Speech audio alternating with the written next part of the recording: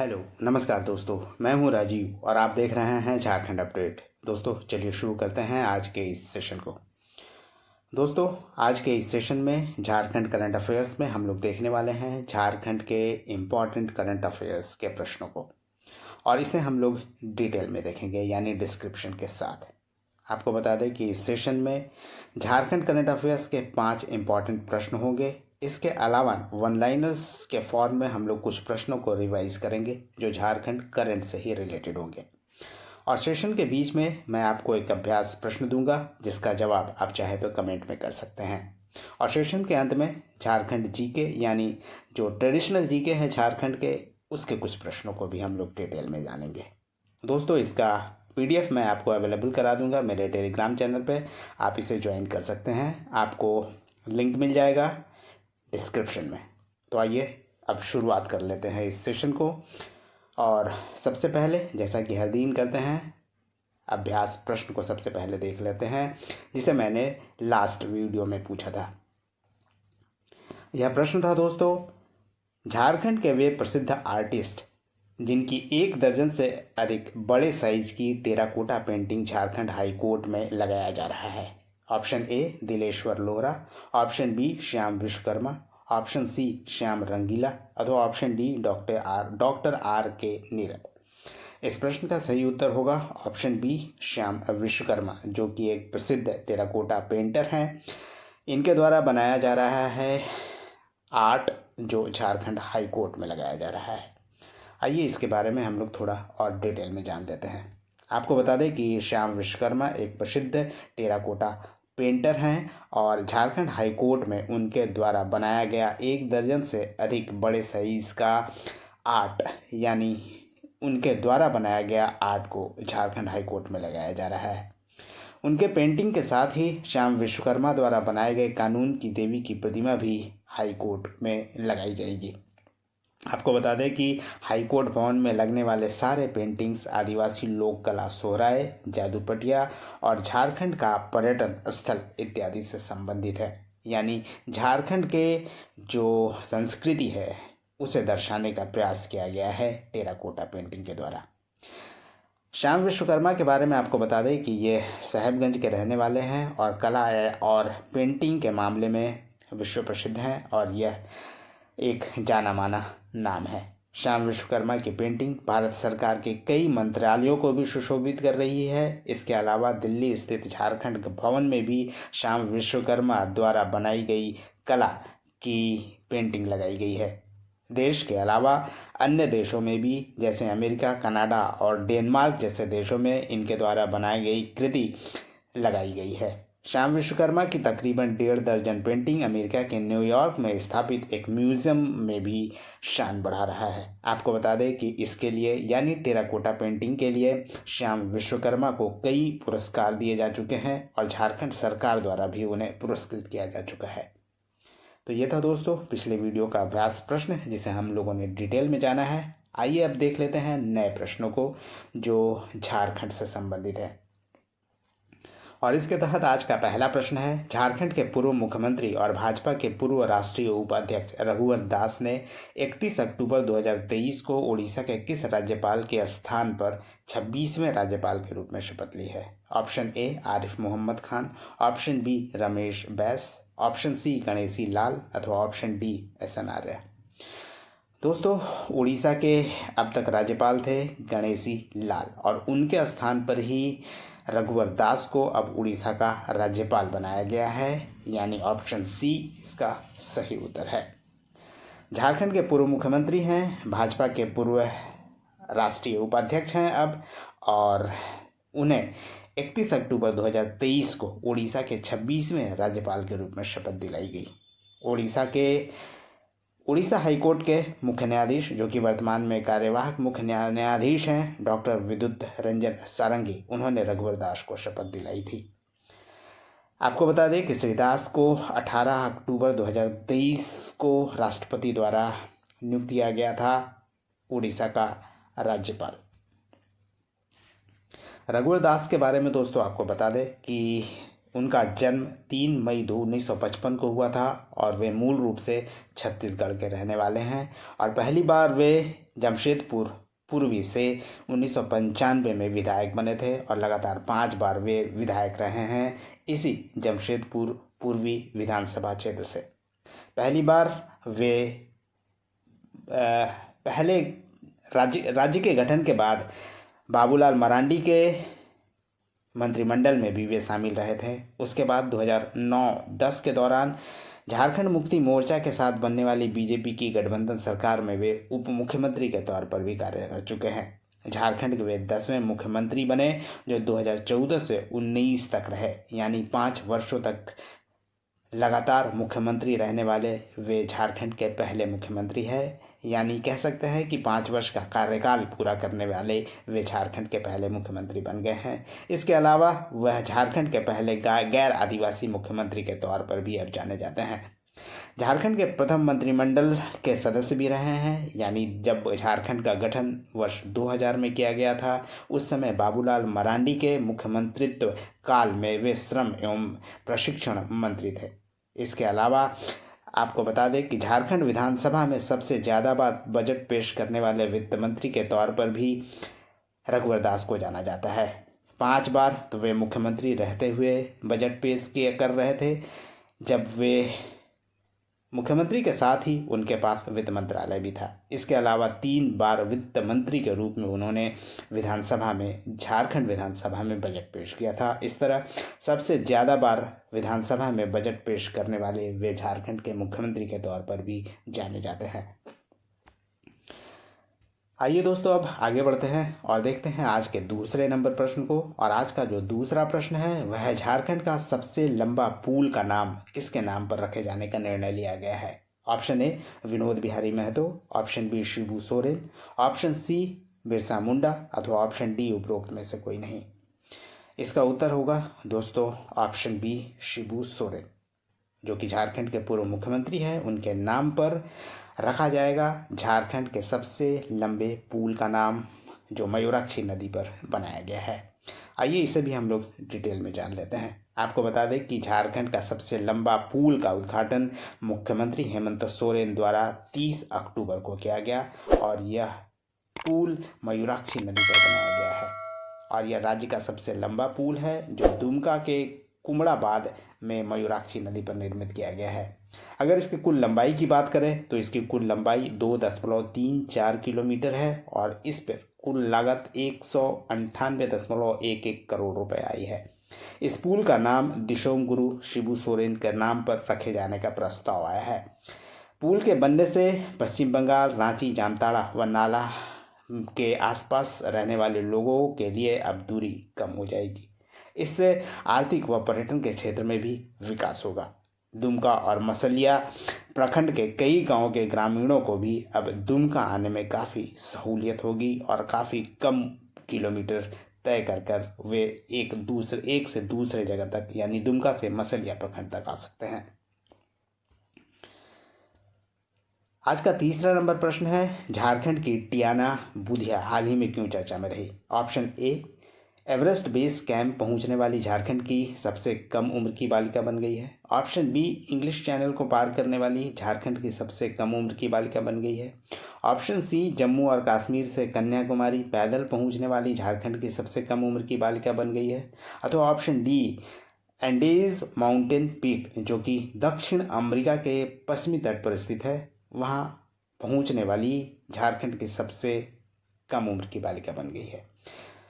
दोस्तों, इस प्रश्न का सही उत्तर है ऑप्शन ए, यानी Tiana Budhiya Everest base camp पहुंचने वाली झारखंड के सबसे कम उम्र की बालिका बन गई है, यानी ऑप्शन ए इसका सही उत्तर है। टियाना बुधिया, जो कि मात्र 9 वर्ष की है और रांची की रहने वाली है, दुनिया की सबसे ऊंची चोटी माउंट एवरेस्ट के बेस कैंप तक पहुंचने वाली झारखंड की सबसे कम उम्र की बालिका बन गई है। आपको बता दें कि 5 अक्टूबर 2023 को माउंट एवरेस्ट के बेस कैंप पर पहुंची, जो 5364 मीटर की ऊंचाई पर है। टियाना और उनकी टीम 29 सितंबर 2023 को लुक्का से अपनी यात्रा की शुरुआत की थी। आइए अब देखते हैं अगले प्रश्न को। और आज का चौथा नंबर प्रश्न है, ग्राफिक उपन्यास अथर्व द ओरिजिन किस पर आधारित है? किस पर आधारित एक नॉवेल है जिसे अभिनेता रजनीकांत द्वारा जारी किया गया था? Option A Jaipal Singh, option B Birsa Munda, option C Shibu Soren अथवा option D M S Dhoni. दोस्तों, Atharva the origin M S Dhoni पर आधारित एक नॉवेल है जिसे साउथ के प्रसिद्ध अभिनेता रजनीकांत द्वारा जारी किया गया। अभिनेता रजनीकांत ने बहुप्रतीक्षित एम एस धोनी के नए जमाने की ग्राफिक उपन्यास जिसका नाम अथर्व द ओरिजिन है, इसकी पहली प्रति को जारी की है। आपको बता दें कि अथर्व द ओरिजिन एक पौराणिक काल्पनिक ग्राफिक उपन्यास है और एक युवा राजा की कहानी कहती है जो अपने भाग्य को उजागर करने के लिए निकलता है। ये लिखा गया है रमेश थमीलमानी द्वारा और श्री एम वेल मोहन की अध्यक्षता में और श्री विंसेंट अदाइक लराज और श्री अशोक मनोर द्वारा इसे निर्मित किया गया है। इसमें 150 से अधिक सजीव चित्रण हैं, यानी वाइब्रेंट इलस्ट्रेशन आपको देखने को मिलेगा और यह एक मनोरंजन भरा पुस्तक है, यानी नॉवेल कह सकते हैं इसे। प्रश्न नंबर 5 है, सड़क परिवहन और राजमार्ग मंत्रालय के एक रिपोर्ट के अनुसार झारखंड में सड़क हादसा में हर दिन कितने लोगों की मौत हो रही है?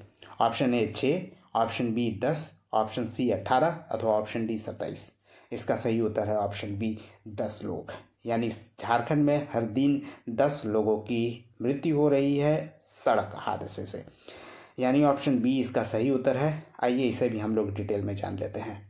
आपको बता दें कि रोड एक्सीडेंट के मामले में झारखंड में हर दिन 10 लोगों की मौत हो रही है और यह report ministry of road transport and highways की है जिसे हाल ही में जारी किया गया है, यानी सड़क परिवहन और राजमार्ग मंत्रालय द्वारा यह रिपोर्ट हाल ही में जारी किया गया। आपको बता दें कि देश में होने वाली प्रति 100 दुर्घटनाओं में से झारखंड में 75.3 यानी लगभग 75 लोगों की मौत हो रही है और इस पैमाने पर अगर मापा जाए तो देश में झारखंड का सड़क दुर्घटना में मौत के मामले में चौथा स्थान है। झारखंड में वर्ष 2020-21 की तुलना में 22 में सड़क दुर्घटनाएं और उसमें होने वाली मौतों की संख्या में बढ़ोतरी हुई है। 2021 की तुलना में वर्ष 2022 में 385 लोगों की अधिक मौत हुई है सड़क दुर्घटना के कारण।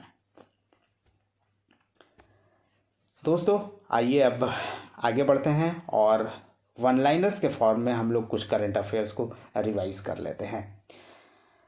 और इसके तहत आज का पहला प्रश्न है, झारखंड के किस तीरंदाज का चयन वर्ल्ड यूनिवर्सिटी गेम्स के लिए इंडियन टीम में किया गया था? इसका उत्तर है रीता सवैया, जो कि प्रसिद्ध तीरंदाज है। दूसरा प्रश्न है, हाल ही में किस जिले में जूट महोत्सव का आयोजन किया गया? इसका उत्तर है रांची। नेक्स्ट प्रश्न है, कैलाश प्रसाद देव कौन थे जिनका हाल ही में निधन हो गया है? आपको बता दें कि झारखंड हाई कोर्ट के वे सिटिंग जज थे जिनका हाल ही में निधन हो गया है। अगला प्रश्न है, किस महिला तीरंदाज की नियुक्ति असम राइफल्स में कोच के पद पर किया गया है?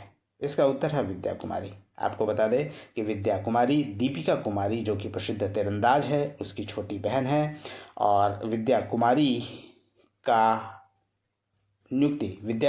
की नियुक्ति की गई है तीरंदाज कोच के रूप में असम राइफल्स में। झारखंड में मंत्रियों को योजनाओं की मंजूरी के लिए कितने करोड़ तक का अधिकार दिया गया है? इसका उत्तर है दोस्तों 2.5 करोड़ से 15 करोड़। आपको बता दें कि इसमें कमी की गई है। पहले यह रकम 5 करोड़ से 15 करोड़ थी, जिसे जो न्यूनतम राशि है उसे 5 करोड़ से 2.5 करोड़ अब कर दिया गया है। नेक्स्ट प्रश्न है, डीवीसी यानी दामोदर वैली कारपोरेशन द्वारा संचालित झारखंड के केटीपीएस एरिया 1 में स्थापित सौर ऊर्जा विद्युत उत्पादन प्लांट में कितने मेगावाट बिजली उत्पादन शुरू हो गया है? इसका उत्तर है 2 मेगावाट। आपको बता दें कि यहाँ जो उत्पादन यानी सौर ऊर्जा विद्युत उत्पादन की क्षमता है वो करीब 10 मेगावाट की है, परंतु 2 मेगावाट की बिजली यहाँ पे अब शुरू कर दी गई है। और कुछ प्रश्नों को देख लेते हैं और इसके तहत नेक्स्ट प्रश्न है, डॉक्टर कर्मा उरांव जिनका निधन 14 मई 2023 को हो गया, वे क्या थे? वो एक एंथ्रोपोलॉजिस्ट थे यानी मानव शास्त्री थे। झारखंड के किस लोक कलाकार को संगीत नाटक अकादमी अमृत पुरस्कार 2022 से सम्मानित किया गया है? यह सम्मानित किया गया है लोक कलाकार महावीर नायक को। झारखंड के अनिल कुमार सिंह कौन थे जिनका हाल ही में निधन हो गया है? वह एक महाधिवक्ता थे। आपको बता दें कि झारखंड में वे 2 बार महाधिवक्ता के तौर पर नियुक्त हुए थे और सबसे लंबे समय तक महाधिवक्ता के तौर पर काम करने वाले वे झारखंड के व्यक्ति हैं।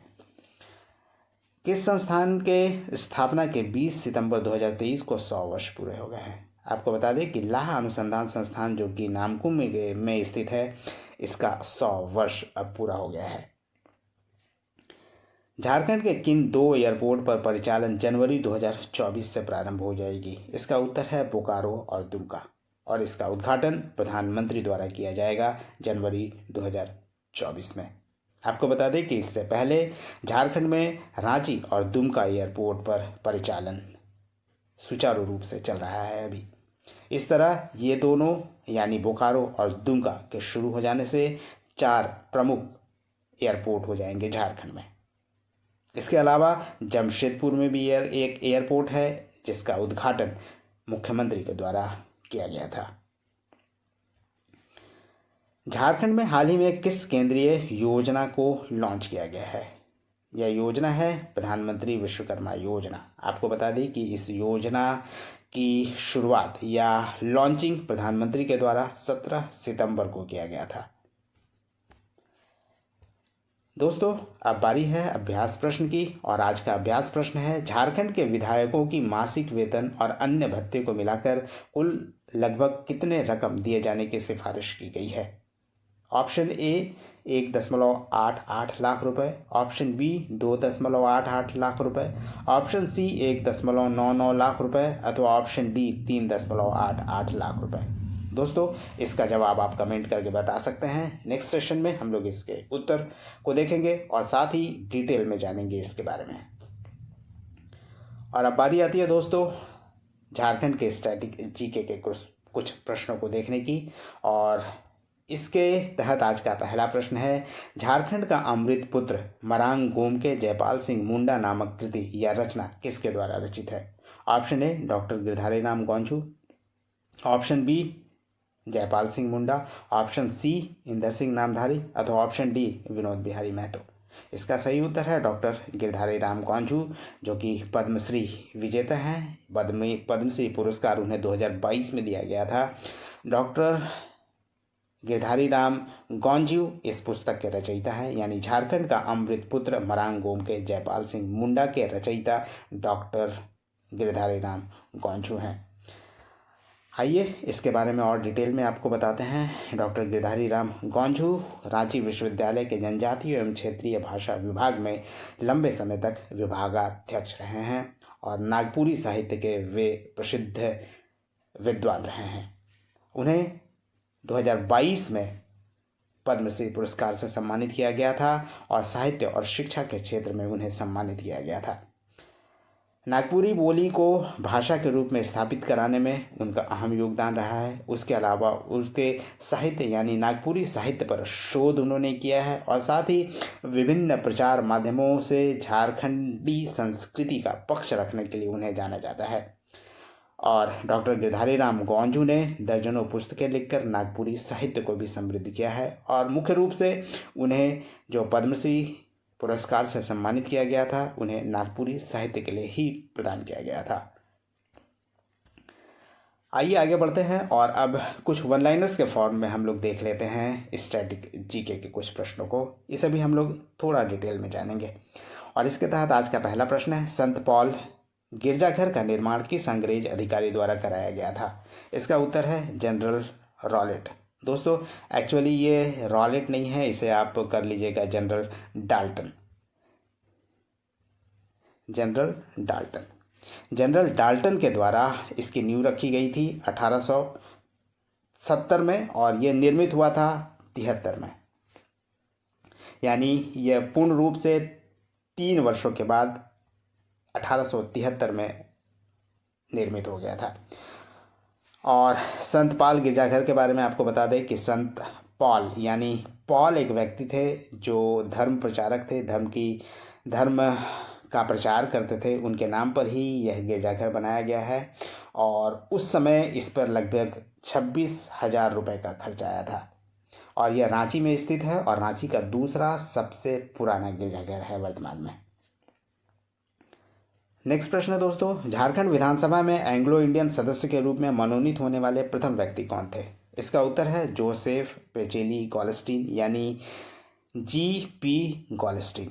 ये प्रथम व्यक्ति थे झारखंड का जिन्हें एंग्लो इंडियन सदस्य के रूप में झारखंड विधानसभा में मनोनीत किया गया था यानी नॉमिनेट किया गया था। अगर वर्तमान में बात करें तो वर्तमान में G.J.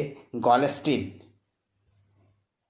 जो मनोनीत सदस्य हैं झारखंड विधानसभा में वे हैं। वैसे एक और इन्फॉर्मेशन दे दे कि वर्ष 2020 में भारत सरकार द्वारा 126वां संविधान संशोधन लाया गया था जिसके द्वारा एंग्लो इंडियन सदस्य के रूप में जिन्हें मनोनीत किया जाता था या जिनका आरक्षण था उसे समाप्त कर दिया गया है। यानी अब किसी भी एंग्लो इंडियन का मनोनयन झारखंड विधानसभा या दूसरे विधानसभाओं में, दूसरे राज्यों के विधानसभाओं में नहीं किया जाएगा।